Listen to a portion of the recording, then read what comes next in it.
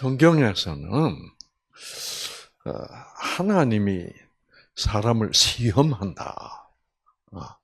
는 그 시험이란 게 나옵니다. 아시겠죠? 근데 지금 이 시험, 자, 예를 들어서 어떤 사람이 암에 걸렸다.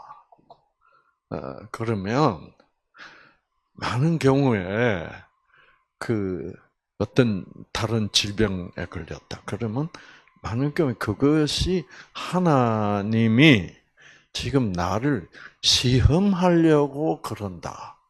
그래서 하나님이 나를 암에 걸리게 했다. 또는 하나님이 나를 무슨 병에 걸리게 했다. 이렇게 생각하는 경향이 아주 많아요. 그 이유는 뭐냐고 하면, 여러분 주기도문이란 거 아시죠? 예. 주기도문에 어떤 말이 있냐고 하면은, 너는, 자, 여기 보면,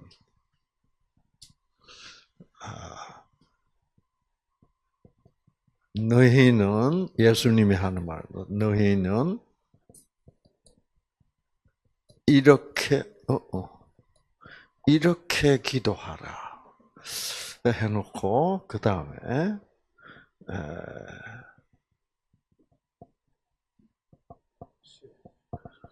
우리를 시험에 들지 말게, 우리를 시험에 들게 하지 마옵시고, 다만 악에서 구합소서. 이제 이런 말로 주기도문이 이제 끝이 나요. 근데 여기 잘못 보면 마치 하나님이 우리를 시험에 들게 하는 분이라는 뜻으로 오해가 될 수 있어요. 그렇죠? 그래서 이제 그래서 하나님 다른 사람은 시험하세요 하고 싶으시면, 근데 나는 좀 빼주세요 라는 말처럼 들리죠. 그렇죠? 그래서 하나님을 오해해가지고 사람을 이 얘를 한번 시험을 해볼까? 진짜 나에게 충성하는지, 진짜 나를 믿는 건지, 자꾸 그런 식으로 하나님을 봐요. 그런데 그렇게 하게 하는 가장 큰 이유 중에 하나가 이 주기도문에도 있지만은, 창세기 22장에 아주 중요한 얘기가 있죠. 자, 여기 보면 하나님이 아브라함을 시험하시려고, 이런 말이 나와. 근데 이런 말이 나오고, 그러면 하나님이 아브라함을 시험했다. 그러면 하나님이 아브라함을 시험했는데 모든 사람을 다 뭐예요? 시험하시겠지. 이렇게 이제 생각을 합니다. 그래서 자꾸 사람들이 하나님이 사람을 시험하신다. 시험해 본다는 말은 다른 말로 하면 무슨 말이에요? 하나님이 모른다는 말이에요. 그렇죠. 하나님도 시험을 해봐야 아시는 분으로 생각하는 거야. 그러니까 이거는 하나님을 아주 우리 인간 수준으로 끌어내리는 생각이에요. 하나님은 뭐 하세요? 전지전능하세요. 하나님은 꼭 시험을 해봐야 이 녀석이 나를 정말로 믿구나 하는 것을 시험을 해봐야 되는 존재라면 하나님이 아니죠. 뭐. 그렇죠. 그러면 그래서 이렇게 옛날에도 많은 사람들이 성경에 이렇게 이런 말이 나와 있기 때문에 하나님이 우리를 시험하신다고 그렇게 생각하는 거예요.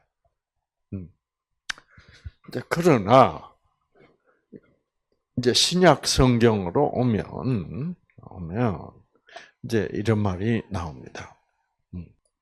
마태복음 4장 보면 예수님이 시험을 받았어요, 안 받았어요? 받았어요. 누가 예수님을 시험했어요? 사단이, 마귀가. 여기 보시면 예수께서 성령에게 이끌리어 마귀에게 시험을 받으러 광야로 갔습니다.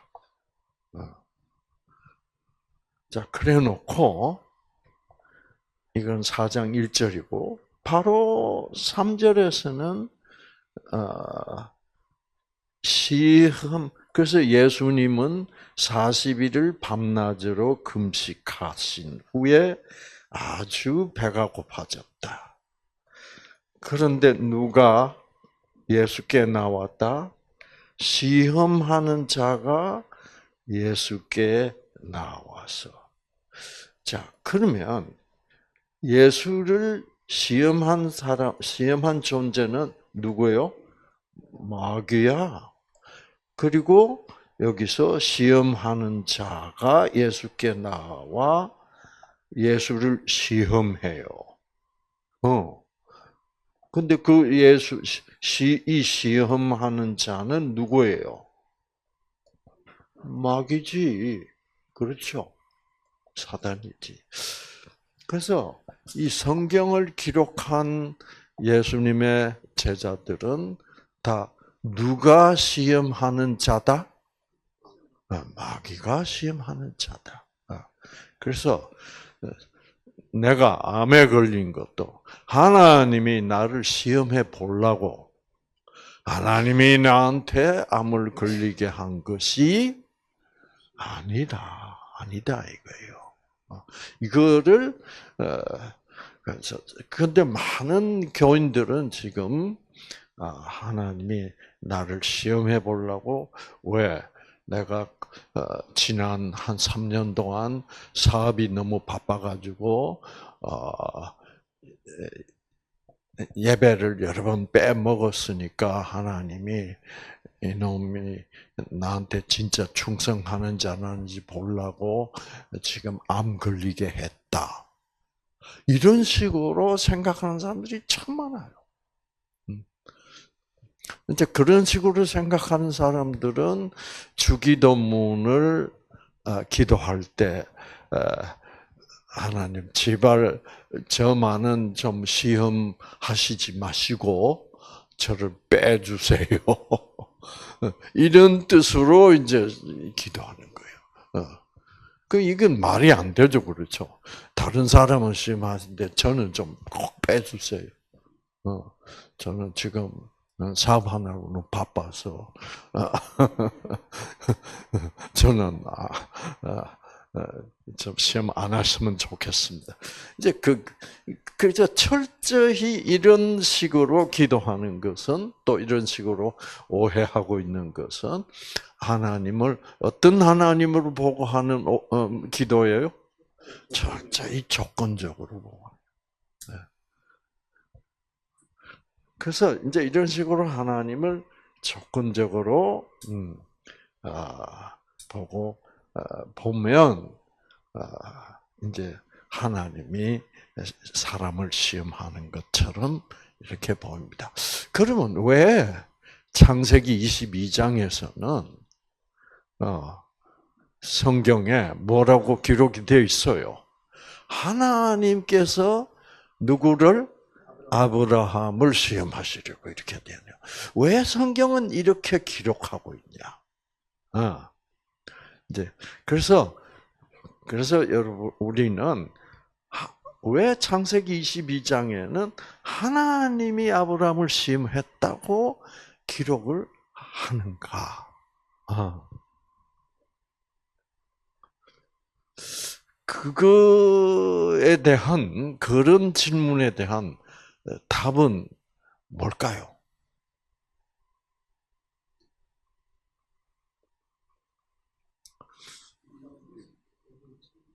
여러분 배웠잖아. 꼴통 양이 토끼어도 목자는 어떻게 했다고? 내가 잃었다. 그래. 그러니까 내가 잃어버린 것이지 양이 토낀 거는 뭐예요? 아니다라는 식으로. 그 다음에 그 탕자 얘기를 할 때 탕자가 토끼였어 안 토끼였어? 탕자가 토끼였어도 아버지는 뭐라 그래? 내가 잃어버렸다가 다시 찾았다. 그러니까 모든 꼴통 양이 토낀 것도 그 양의 책임으로 돌리지 않고 누구의 책임으로 돌려?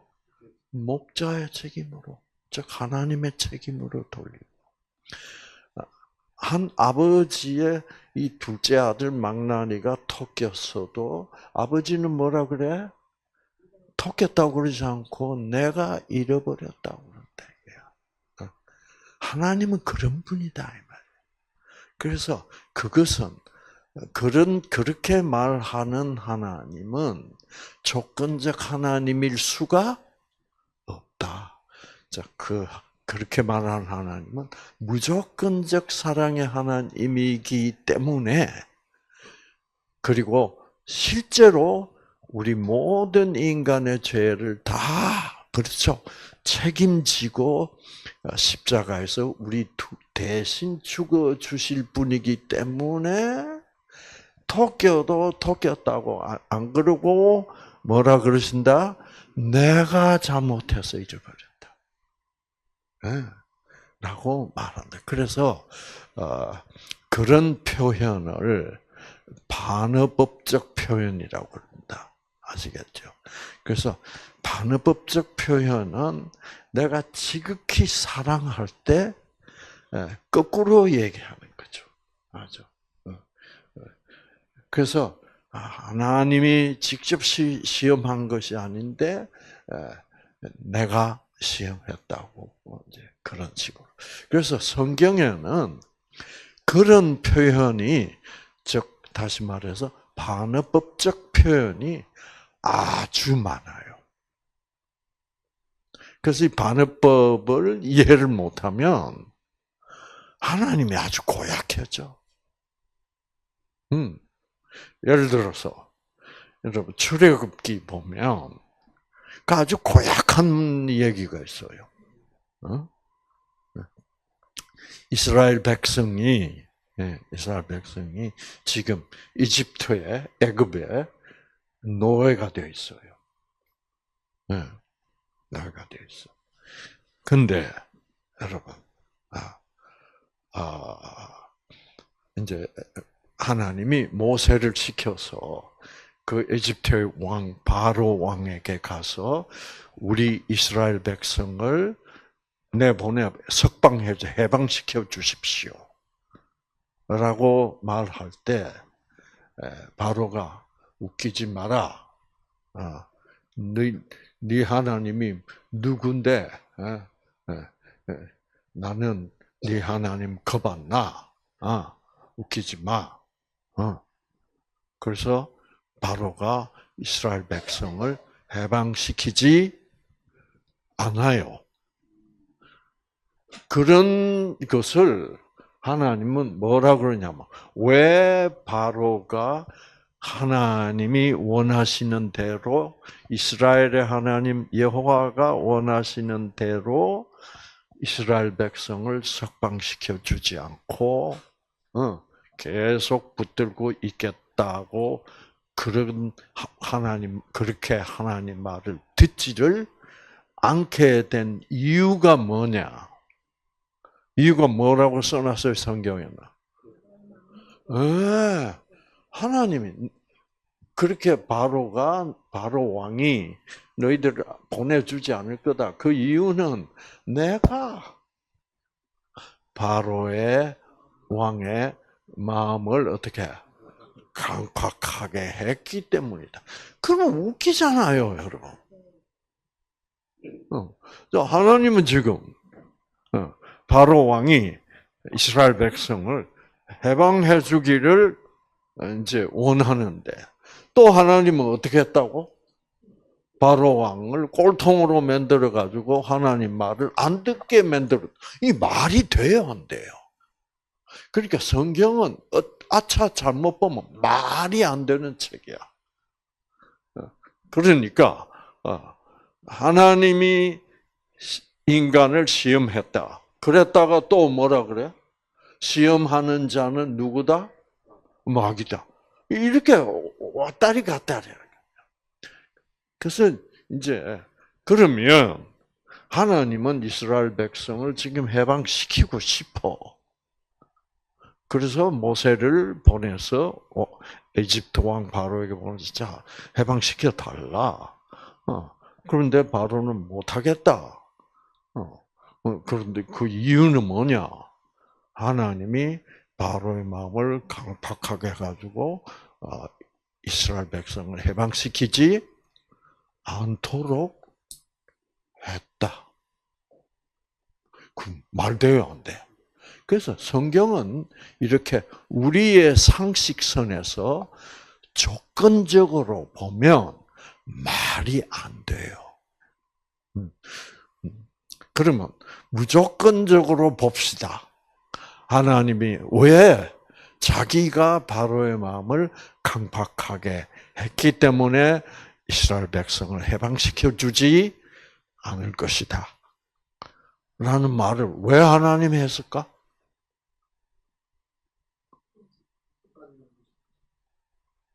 그러니까 바로는 하나님 말을 듣지를 않아. 그 이유가 뭐냐? 하나님이 말 안 듣도록 했다? 이게 무슨 말이 돼? 그것은 하나님 말을 안 들은 바로는 어떻게 해야 돼? 바로는 하나님 말을 안 듣겠다. 그러면 그것은 바로가 하나님께 죄 지은 거요? 아니요? 그렇지. 그러나 하나님은 여러분, 내가 바로의 마음을 강팍하게 했다 그러면 바로가 이스라엘 백성을 강팍한 마음으로 해방시키지 않는 책임은 누가 진다는 얘기예요? 하나님 진다는 말이에요. 그렇게 성경은 기록이 돼 있다. 제가 옛날에 성경 공부를 하고 이게 무슨 개소리야 이거? 말이 돼 안 돼? 하나님이 무슨 좀 정신 장난이 온 것 같아. 그러다가 와 그렇지 십자가를 봐. 십자가를 보면 십자가에서는 누구의 죄까지도 책임지고 예수가 죽었어요? 바로의 죄까지도. 그러나 바로는 끝내 그거를 믿어줬어요, 안 믿어줬어? 안 믿어준 거야. 그래서 바로는 끝났다 이 말입니다. 그 성경은 그런 차이다. 그러니까 성경은 결국 하나님은 이렇게까지 무조건적 사랑의 하나님이 다를 가르치는 책이에요. 그래서 그것은 하나님이 바로를 사랑하지 않았다면 자기가 바로의 마음을 강팍하게 했다라고 절대로 말하지 않죠. 그렇죠. 그 바로가 내 말을 안 듣고 죄를 지은 그 나를 하나님을 거역한 죄는 내가 어떻게 책임진다는 얘기죠. 그러니까 그거 참 그래서 지극히 사랑하면 지극히 상대방을 사랑하면 말을 거꾸로 해요. 예를 들어서 어떤 할머니가 아들이 있는데 이 아들이 살인범이야. 아들이 할머니한테 와서 숨어 있는데 형사들이 들이닥쳐가지고 아들을 체포해 가는 거야. 엄마는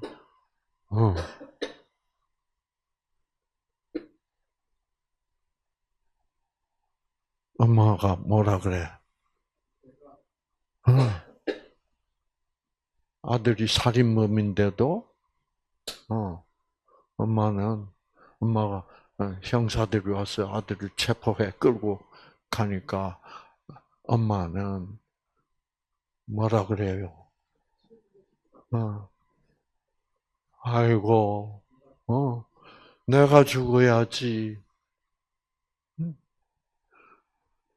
보이소, 형사들님. 나를 잡아갈 수 없겠습니까? 우리 아들은 살려주고. 이런 마음을 가지고 있으면, 여러분, 어떻게 통곡을 해요? 그래, 이 자식아, 가서 죽어버리라. 그래 놓고는 또 뭐라 그래? 아이고, 내가 죽으면 되는데. 그래서 왔다리 갔다리 안 됐어. 그래서 성경책은 그 할머니의, 그 어머니의, 늙은 어머니의 사랑 같은 사랑이야. 성경책 이렇게 훑어보면 여기저기서 왔다리 갔다리. 그래서 성경은 사랑의 마음을 읽어야 돼, 하나님의 사랑. 이걸 이론적으로 논리적인 책이라고 생각하고 읽으면 이게 말이 안 돼. 그래서 여러분 김소월의 유명한 시 있잖아요. 진달래꽃. 옛날에 우리 국어책 교과서에도 나온 책이야, 시야. 그래서 이 시골에 어떤 이제 기생이라 그럽니까? 기생이 이 서울에서 온 한 청년하고 사랑에 빠졌어. 그 청년은 똑똑하고 잘생기고, 그래서 사랑에 푹 빠졌는데 어느 날 이 청년이 이 여자 보고 나는 서울로 가야 돼. 그 여자가 직감을 한 거야. 이 남자의 사랑이 뭐요? 이제 끝났구나. 직감을 해. 그러면서 이제 그런 여자의 마음, 그 남자를 그 사랑하는 남자를 떠나보내는 마음을 시를 썼다 이 말이에요. 뭐라고 써요? 나 보기가 역겨워, 지겨워. 당신이 지겨워졌구나.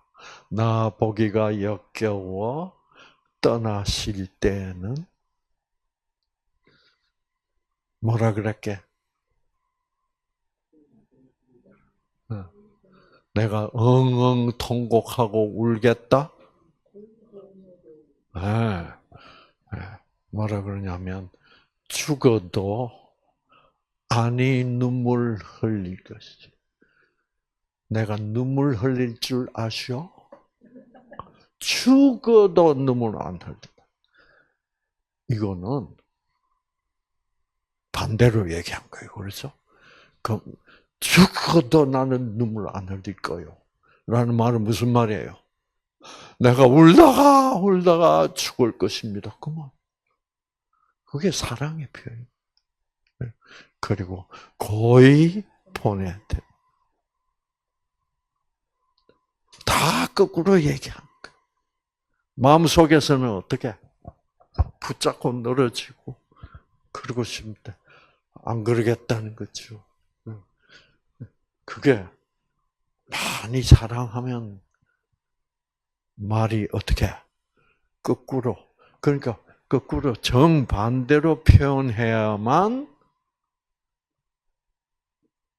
그 사랑이 자기가 그토록 그 남자를 그렇게 사랑했다는 마음을 더 정확하게 표현할 수 있는 경우에 그렇게 반어법을 쓴다. 그래서 여러분은 앞으로 집에 가서 성경 공부를 하실 때 이 성경이 반어법으로, 성경은 하나님이 우리에게 자기의 사랑을 아주 가장 강력하게 표현하고 싶은 마음으로 성경은 기록되어 있어요.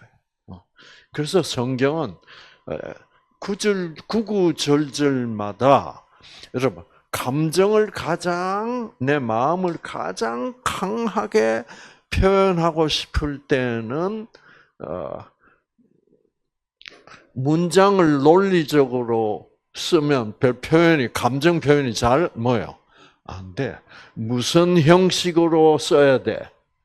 시로 써야 돼. 그렇죠? 시를 쓰면서 상징법을 쓰고 그 다음에 반어법을 쓰는 거예요.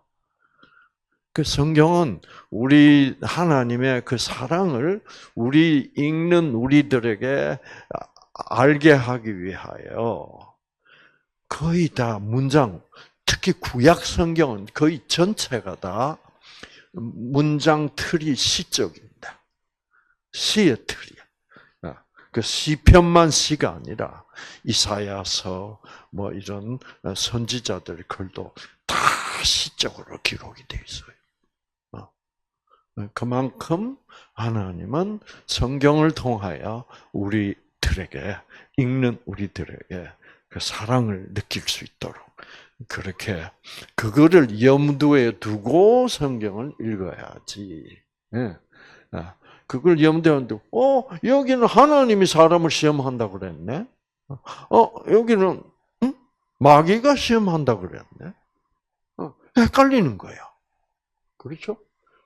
그거를 그런 헷갈림으로 저는 너무나 고생을 했어요. 그래서 하나님 믿는 거 관두냐 이거? 그런데 아무리 이제 물어봐도 그 반어법이라는 답을 제가 못 들었어. 결국 기도하고 해가지고 제가 어느 날 그렇지 이게 반어법이구나 하는 것을 깨달으면서 얼마나 생기를 받았는지 몰라요. 이야 그렇구나. 그러면 그렇지. 이제 이렇게 되는 거. 이게 성경 공부에 참 멋지고 생기 받아서. 그래서 저는 제가 가졌던 15가지나 되는 모든 천식에다가 역류성 식도염에다가 축농증에다가 관절염에다가 이 병들이 싹 없어져 버리네. 그래서 그래서 이 성경 말씀 속에 숨겨져 있는 그 하나님의 사랑을 지금 성경 여러 곳에서 이제 표현하고 있습니다. 그래서 그런데 이제 그 예수님 당시에도 하나님이 사람을 시험한다는 생각이 아주 사람들에게 팽배하게 퍼져 있었어. 그러니까 예수님의 제자 중에 한 사람인 야고보, 야고보라는 제자가 너무 답답해가지고 이제 이렇게 글을 썼습니다.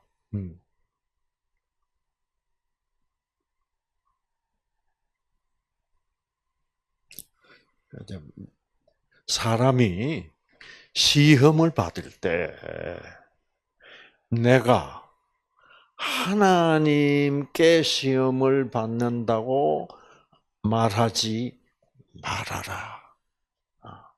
하나님이 나를 시험 안 하신다. 라고 이제 이거를 다시 더 깊이 해석을 하는 거예요.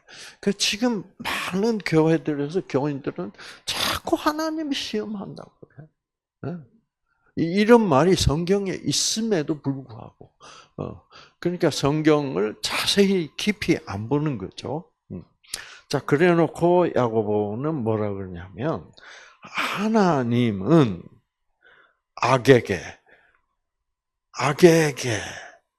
악에게라는 말은 무슨 누구에게라는 말이에요? 사단, 마귀야.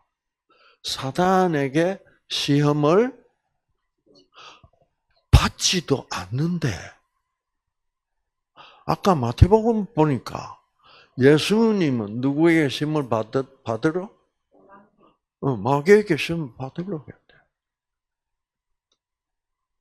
그래서 어떤 사람은 그러게, 아니 박사님, 마태복음 4장 보면 예수님이 시험 받으러 갔잖아요. 누구에게? 마귀에게. 자, 마귀에게, 마귀가 예수를 시험하기를 원했고 예수님은 오케이, 시험해봐라. 이래서 갔어요. 갔는데, 그래, 마귀가 시험하고 싶어 하니까 어떻게? 그래, 시험해봐라. 마귀가 시험하는 목표는 뭐예요? 뭐를 밝히기 위하여 마귀는, 사단은 예수를 시험해 보려고 그래. 이제 마귀가 시험할 때는 항상 이렇게 얘기합니다. 네가 참말로 하나님의 아들이냐 이거예요. 왜? 지금 하나님의 아들이라야 십자가에 달려서 우리 모든 인간을, 하나님이 창조하신 모든 인간을 대신하여 우리의 죄를 책임지고 죽으실 수 있는 뭐가 있어? 자격이 있지. 하나님이 우리를 창조하신 분의 아들이 아니면 자격 없어. 내 죄를 대신 책임지고 우리 손 선생이 내가 박사님 대신 죽겠습니다 해봐야 그거는 아무 효력이 없어. 하나님의 아들이라야만 돼. 그래서 마귀도 예수가 진짜에게 하나님의 아들이냐를 자기가 알아야 돼. 그래서 마귀는 시험을 했어. 그 시험의 내용이 뭐예요?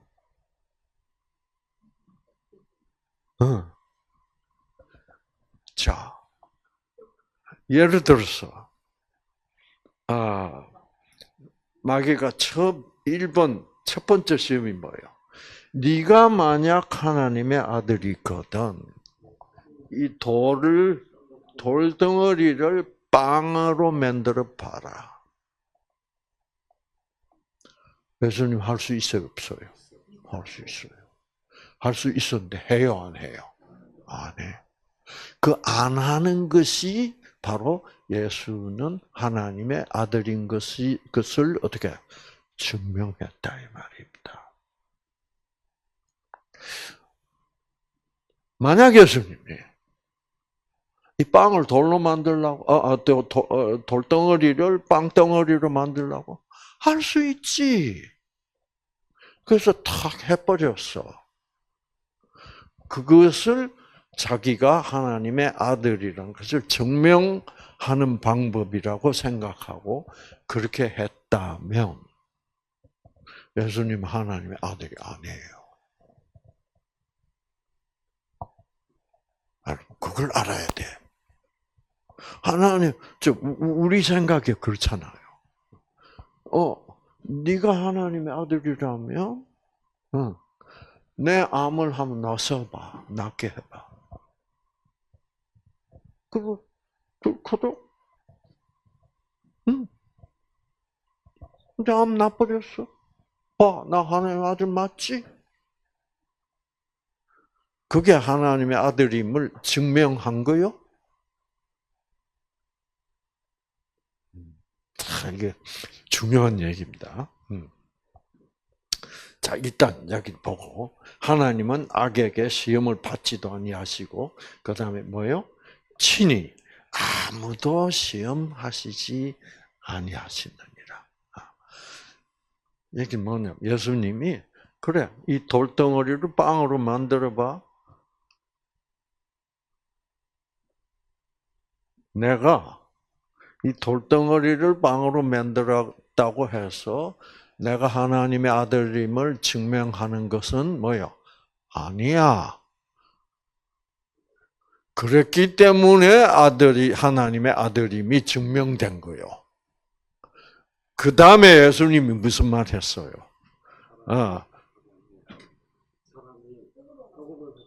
그렇지.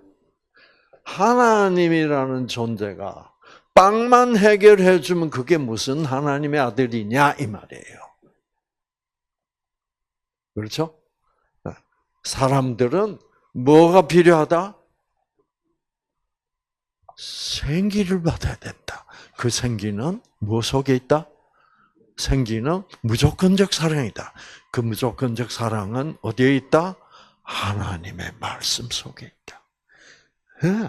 그래서 나는 말씀으로 사람을 살리는 존재지. 너처럼 빵 문제만 해결한다고 해서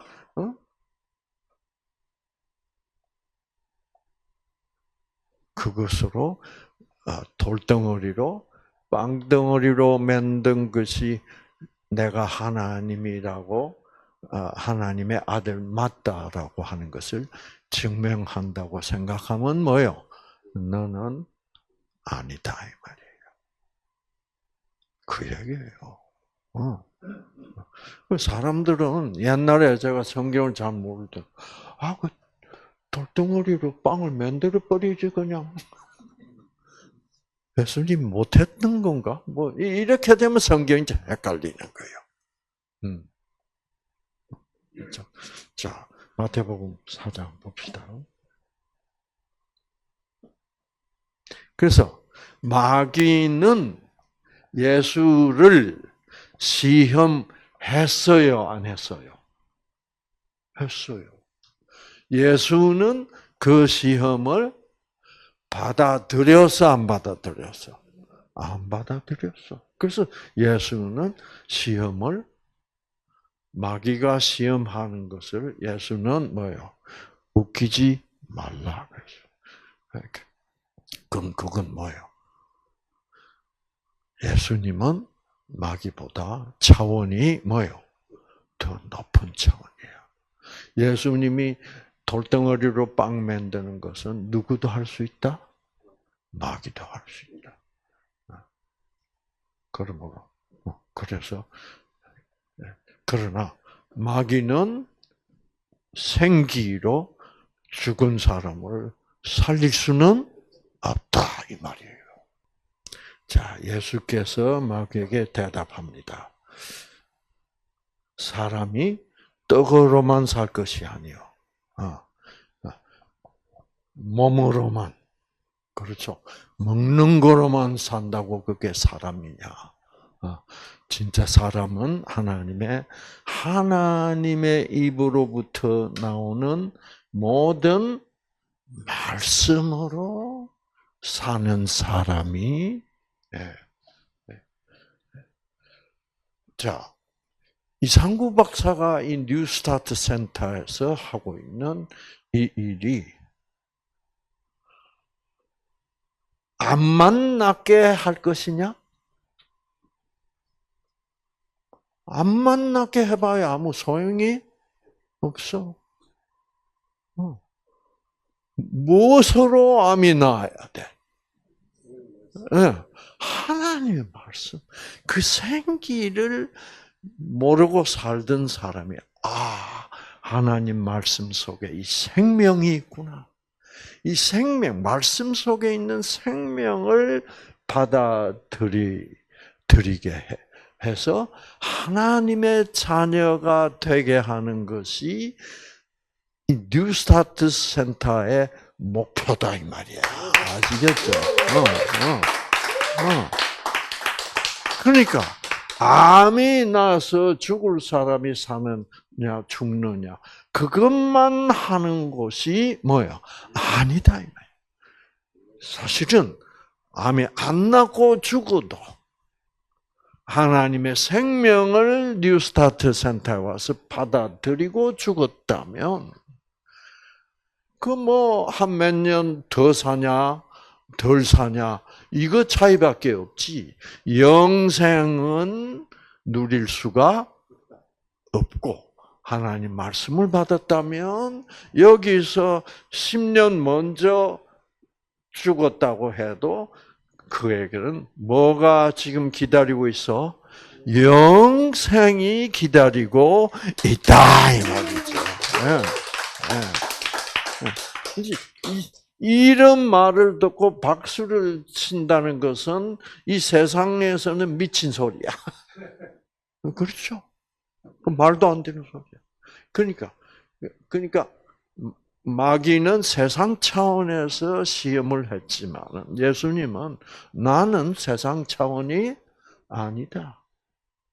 너는 조건적 차원에서 시험을 했지만 나는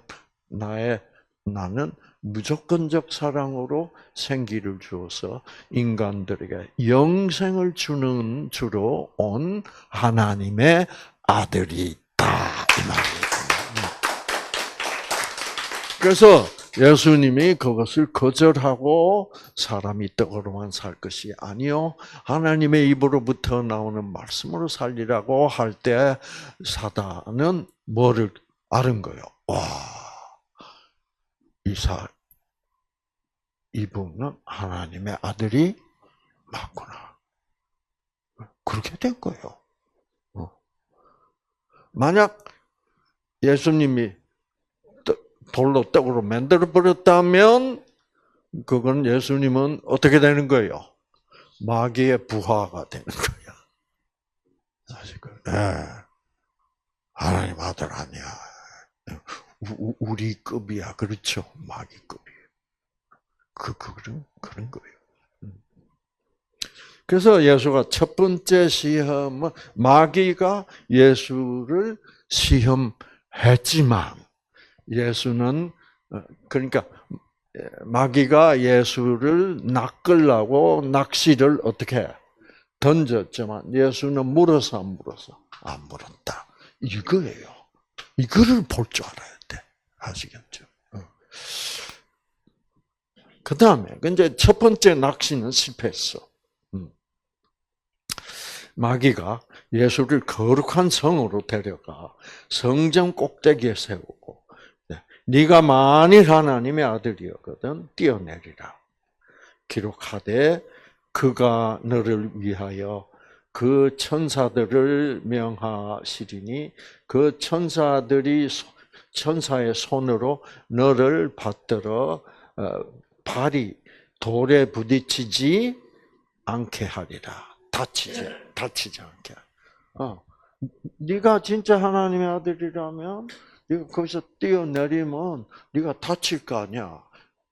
그런데 네가 하나님의 아들이라면 너희 아버지 하나님이 천사들을 어떻게 탁 보내가지고 탁 해서 그러면 네가 하나님의 아들임이 증명된다. 예수님 뭐라 그랬어요? 웃기지 마라. 나는 그런 식으로 내가 하나님의 아들임을 증명하러 온 것이 아니다. 그러니까 시험을 마귀는 낚시를 던졌으나 예수님은 그 낚시를 물기를 거절한 거예요. 그래서 예수는 하나님의 아들임을 어떻게 증명했다는 거죠. 만일 어떤 암 환자가 자 뉴스타트 가니까 하나님이 병 낫게 해준다. 생기를 줘서 그래서 나도 하나님 믿기로 했다. 지금부터 한번 보자. 하나님이 진짜 내 암을 낫게 하시나 안 하시나 보자. 그러면 그건 뭐예요? 그거는 내가 하나님을 나 당신 좀 시험해봐야 돼서. 내 암이 나으면 내가 하나님이라고 믿고 따르겠다. 이제 이런 것이 조건적인 말이에요.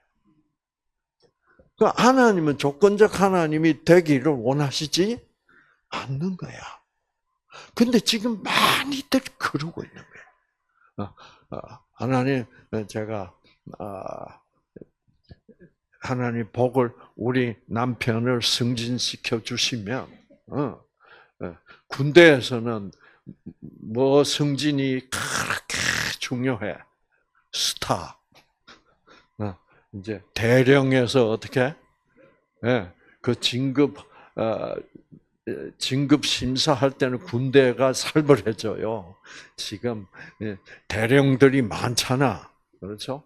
어느 대령이 준장, 원스타가 되냐? 이제 이 스타가 꿈이야. 그게 그 스타를 위하여 군인들은 그래서 우리 남편을 진급을 하게 해주시면 저희가 스타로서 첫 번째 받는 봉급을 왕창 헌금하겠습니다. 뭐 이런 식으로. 이거는 하나님을 대하는 진짜 무조건적 사랑의 하나님을 대하는 마음 또는 태도가 아니다.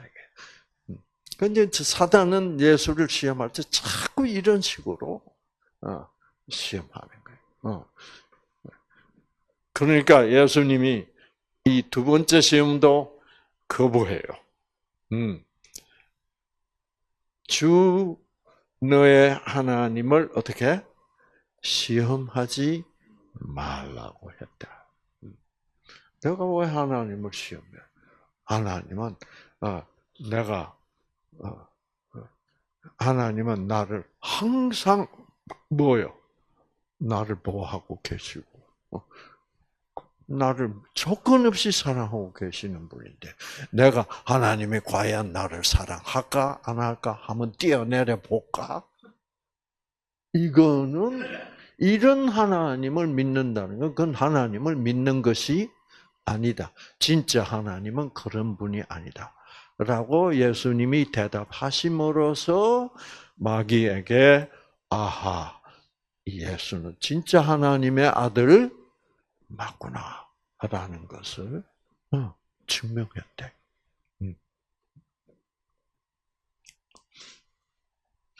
마귀가 또 그를 데리고 지극히 높은 산으로 가서 천하 만국과 그 영광을 보여 이르되 만일 네가 내가한테 엎드려 나를 경배하면 이 모든 것을 어떻게 나한테 주겠다. 마귀는 철저히 무선적이요. 내가 나를 경배하면 다 네 거야 이 지구. 그런데 하나님은 이 지구만 가지신 분이 아니에요, 그렇죠? 온 우주를 창조하고 통치하십니다. 지금 예수님은 자기가 우리 이 모든 지구상에 살고 있는 죄인을 대신하여 죽으러 왔어요. 그래서 우리 모든 죄인을 어떻게 다 천국 갈 수 있도록 해 주시기 위하여 우리를 대신하여 죽기 위하여 오셨어. 그런데 사단이 유혹을 해. 너 뭐 십자가에 달려서 그렇게 피 흘리고 고통받고 죽을 이유가 뭐 있어? 그냥 여기서 어떻게 이 지구에 온 김에 나를 어떻게 나를 나를 이 지구의 주인으로 인정해주고 네가 이 지구가 다 네 거가 되면 얼마나 좋냐?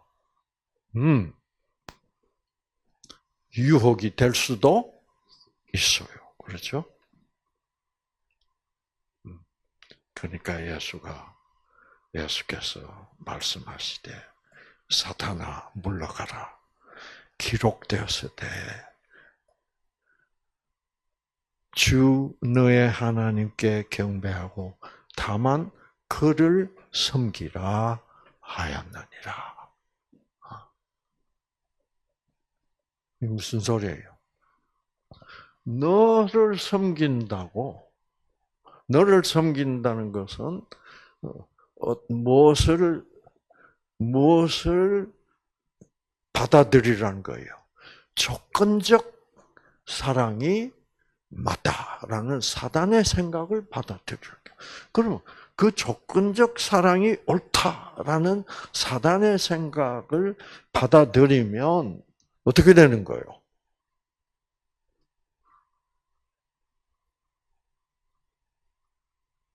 영생이 없지. 그렇죠? 생명이 없지.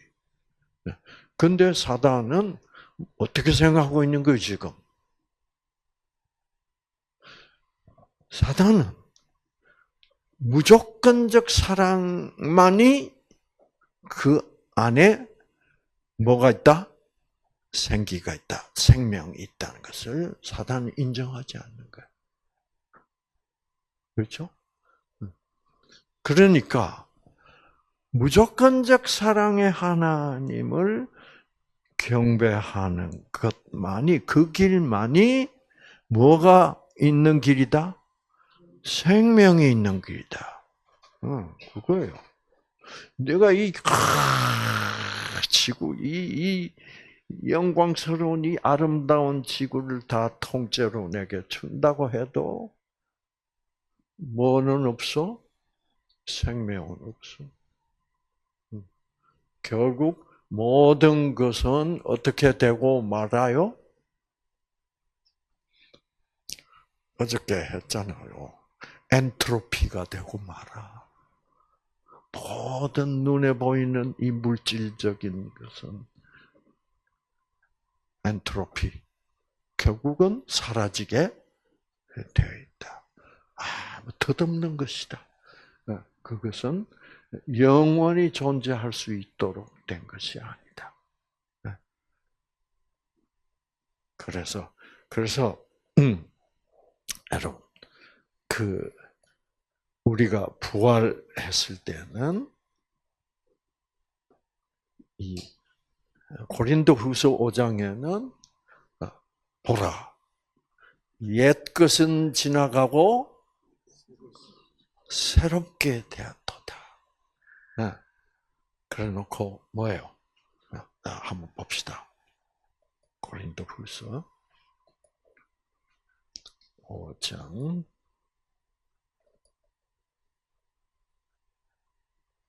17절. 자, 누구든지 그리스도 안에 있으면이라는 말은 무조건적 사랑 안에 있으면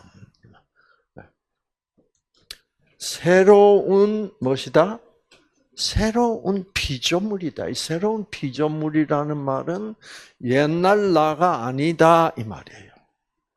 새로워진 피조물. 피조물이란 말은 뭐예요? 창조받은. 그렇죠. 창조받은 존재. 그래서 우리는 새로운 피조물이라는 말은 새롭게 뭐 되었다는 말이죠? 창조되었다는 말이에요. 새로운 피조물이라. 이전 것은 지나갔으니 보라. 뭐가 되었다? 새 것이 되었다. 그렇죠? 내가 다시 부활하면 이거는 이런 육적, 물질적 원자로 구성된 이런 엔트로피 돼서 결국 없어질 그런 존재는 더 이상 아니라 영적인 양자역학적으로 새롭게 양자들로 창조된 그런 영적 무슨 체? 부활체 또는 무슨 체? 영체. 어저께 했는데 다 잊어버리는 거예요. 그래요, 여러분. 우리가 아무리 머리가 좋다고 해도 이걸 다 기억할 수가 없어. 그러니까 자꾸 또 보고 재확인하고 그러면서 아는 것이 힘이 되는 거예요. 그러면서 이 고린도후서 5장 17절의 말씀을 재확인하는 말씀이 또 어디 있냐면 갈라디아서 6장에 있습니다. 6장에 자, 할례나 무할례가 아무것도 아니요 로되. 자, 할례는 무엇을 상징하는 말이요? 율법을 상징하는 겁니다. 할례법이야. 이스라엘 남자들은 모든 사람들은 태어난 후 8일째가 되면 할례를 받아야 돼. 이제 그게 모든 이스라엘 백성 다 남자는 다 할례를 받아야 돼. 그래서 옛날 히틀러가 유대인들을 잡아 죽일 때 어떻게 유대인인지 아닌지 구별했게? 네, 반쯤 내려. 그러면 유대인은 나타나버려. 유대인은 할례를 받았어. 자, 그러니까 할례 받는 것, 할례 안 받는 것, 이제는 아무 의미가 없다. 즉 율법은 아무 의미가 없다 이 말이에요. 네. 그럼 무엇을 받아야 돼? 율법이 아무런 의미가 없으면 율법 안 지켜도 아무리 망나니로 때려 살아도 오케이 이런 뜻은 아니다 이 말이에요.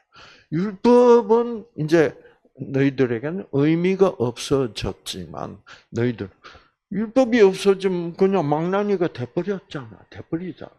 그러나 그 율법 대신에 율법보다 차원이 훨씬 높은 율법은 땅의 차원이지만 무엇은 하늘의 차원이다? 성령.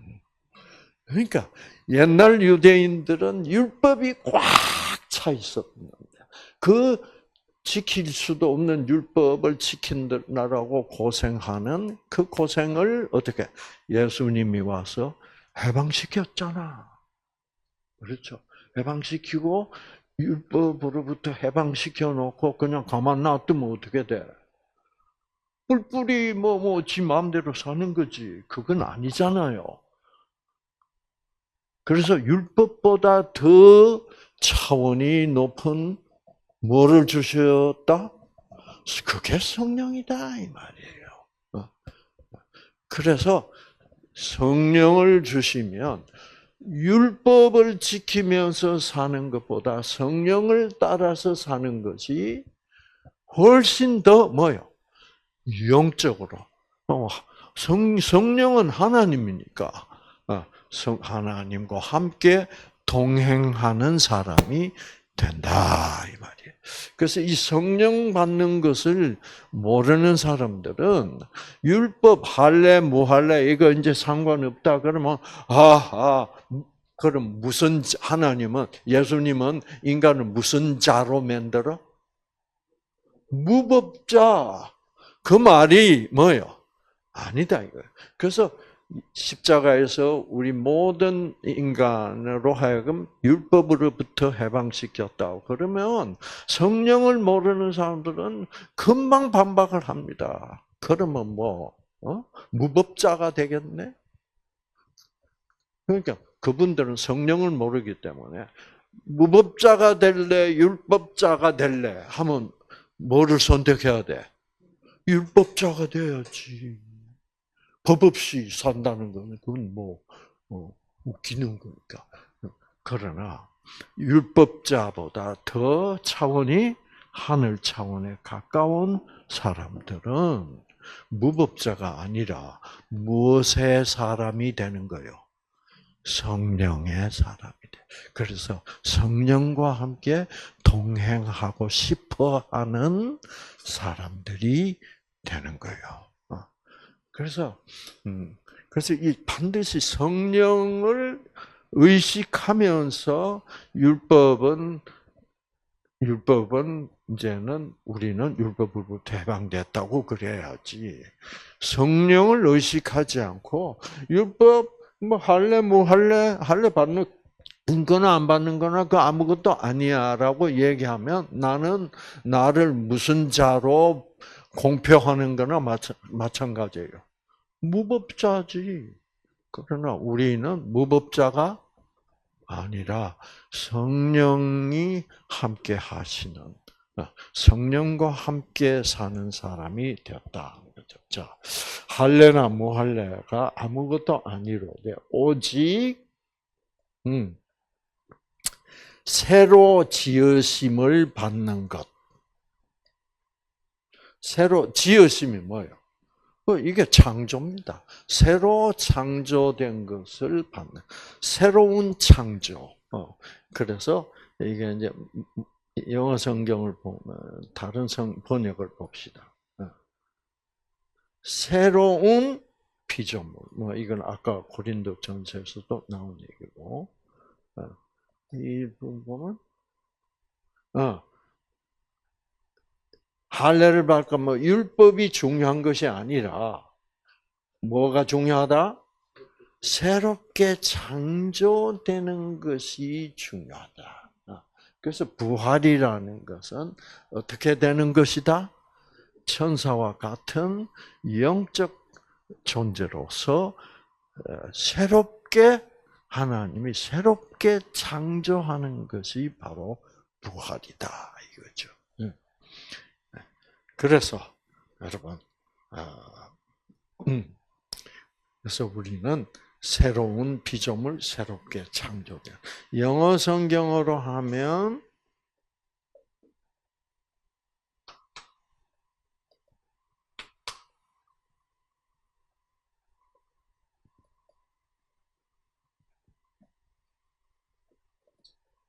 네. 뭐라고? 새로운 창조, new creation 창조죠.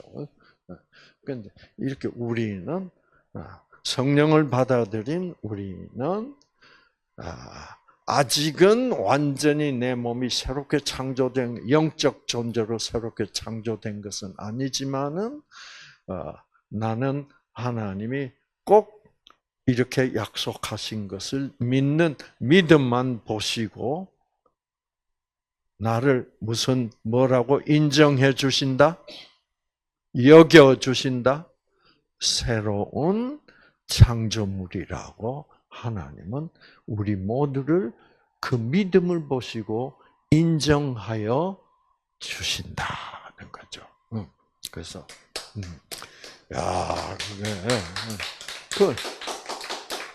우린 실제로 새롭게 창조되진 않았잖아. 그러나 나는 그걸 그렇게 해주시겠다. 내가 부활할 때 그렇게 해주시겠다는 것을 믿는다. 그러면 하나님은 내가 마치 이미 새롭게 창조된 존재가 된 것으로 어떻게 여겨 주신다. 인정하여 주시는 거예요. 그 인정받은 기쁨과 감사로 살 때 우리는 생기를 어떻게 와장창 받게 된다는 거죠. 그렇죠?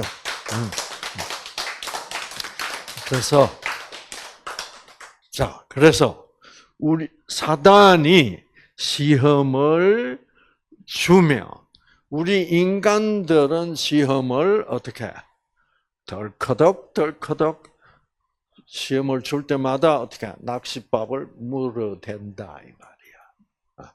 그러나 예수님은 하나님의 아들이기 때문에 그런 낚싯밥을 미끼를 물지 않으신다. 그것이 우리와 예수님과 다른 점이다 이거죠. 그래서 참 그래서 하나님은 우리를 직접 친히 우리를 시험하지 하나님 다 알아. 그래서 그러면 하나님이 아브라함을 시험했다. 그 아브라함의 시험 이야기가 참 중요합니다. 저는 그거를 깨닫고 나면 또 새롭게 또 더 깊이 깨달아지고 보면 볼수록 정말 심오한 얘기요. 그래서 이제 그 얘기는 나중에 하기로 하고. 그래서 정말 여러분 만약 여러분이 암에 걸렸는데 하나님이 이 자식을 내가 암에 걸리게 해놓으면 이 자식이 이제 그때야 정신을 차리고 교회로 나올 거야. 그런 식으로 생각하지 말라 이거야. 아시겠죠? 그래서 하나님은 절대로 인간을 그런 식으로 인간을 하나님이 직접 시험하시는 분이 아니다. 그러면 내가 왜 암에 걸렸냐?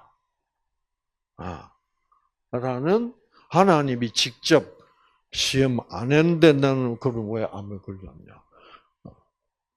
그건 뭐예요? 이제 그렇게 나오면 뭐라고 대답을 해야 돼?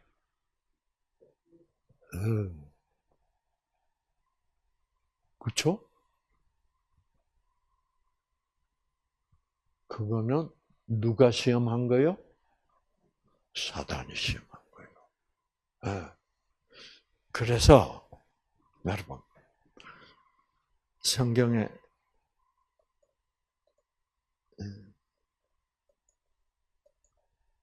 이 말이 굉장히 중요합니다. 친히 하나님은 악에게 시험을 받지도 아니하시고 그 다음에 뭐예요? 친히가 이게 아주 중요합니다. 친히는 아무도 시험 안 한다. 그런데 우리는 시험을 받아. 그렇죠? 그 받는 이유는 하나님이 친히 한 것은 절대로 아니다. 그러면 누가 했다는 말이야? 마귀가 했다는 말이야. 왜? 되게 중요합니다. 왜? 그 말은 내가 직접 친히 너희를 안 걸리게 한 것이 아니라 마귀가 했다. 왜? 하나님은 친히는 시험하시지 않지만은 마귀가 나를 한번 시험해 보겠다고 그렇게 계획을 하면은 하나님의 허락을 하셨다는 뜻이에요. 네가 시험을 받는데 내가 친히 한 게 아니다. 그러면 마귀가 나한테 뭐를 받으려고 했다? 나에게 허락을 받으려고 했다. 그런데 나는 그것을 어떻게 허락을 했기 때문에 너희가 지금 이렇게 시험을 당하고 있다. 왜 허락했을까? 자, 이런 아주 이 성경 공부하면 이 인간에게 일어나는 모든 일의 그 이면을 아주 깊이 알게 되어 있어요. 시간 딱 맞춰서 여기까지 하겠습니다.